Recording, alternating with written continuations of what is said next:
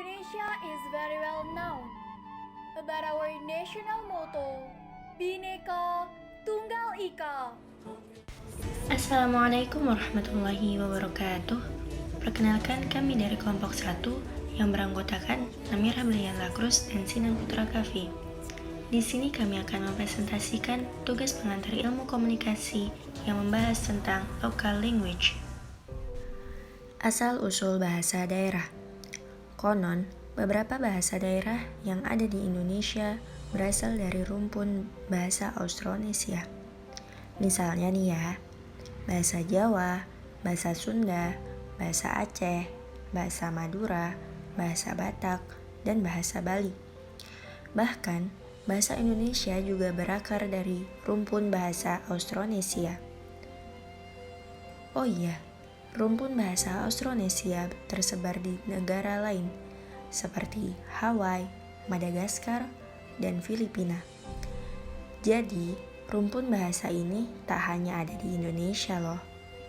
Oh iya, rumpun bahasa Austronesia tersebar ke negara lain loh, seperti Hawaii, Madagaskar, dan Filipina.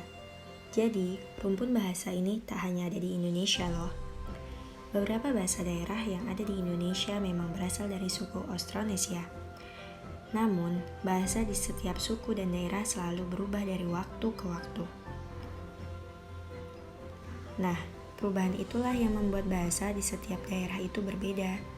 Perubahan yang terjadi dalam sebuah bahasa bisa disebabkan oleh beberapa hal.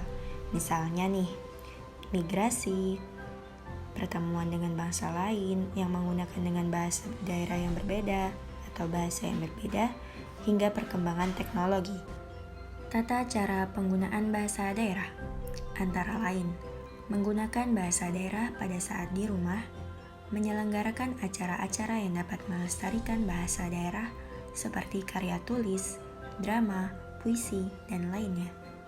Bahasa daerah menjadi bagian dari muatan lokal di sekolah Indonesia. Orang tua mengajarkan bahasa daerah kepada anak-anaknya untuk berkomunikasi secara keseharian. Tata cara penggunaan bahasa daerah dapat digunakan di daerah masing-masing secara khusus, dan secara general digunakan sehari-hari karena sudah menjadi kebiasaan masyarakat antar budaya dengan menggunakan bahasa daerah tersebut. Menurut Kamus Besar Bahasa Indonesia (KBBI), bahasa adalah sistem lambang bunyi yang arbitrer yang digunakan oleh anggota suatu masyarakat untuk bekerjasama, berinteraksi, dan mengidentifikasi diri.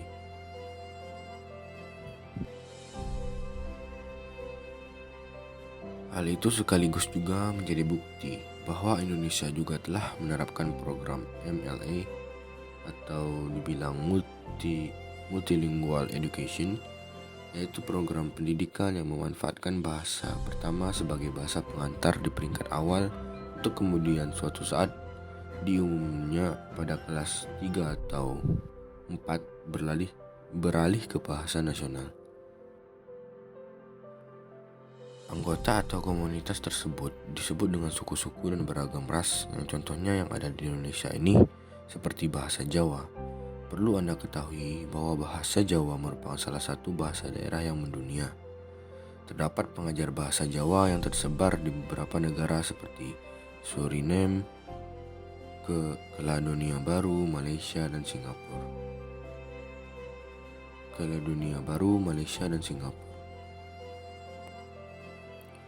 Begitu pula masuknya agama Hindu telah memperkaya begitu banyak kosakata bahasa Jawa dan bahasa Melayu yang berasal dari bahasa Sangsekerta. Adanya kontak perdagangan dengan bangsa lain, telah banyak istilah-istilah bahasa bisnis yang masuk menjadi kosakata bahasa Indonesia.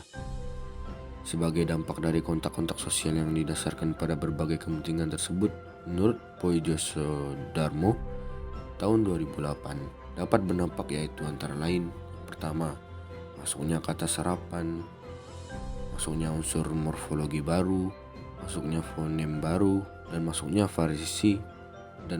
variasi tutur baru.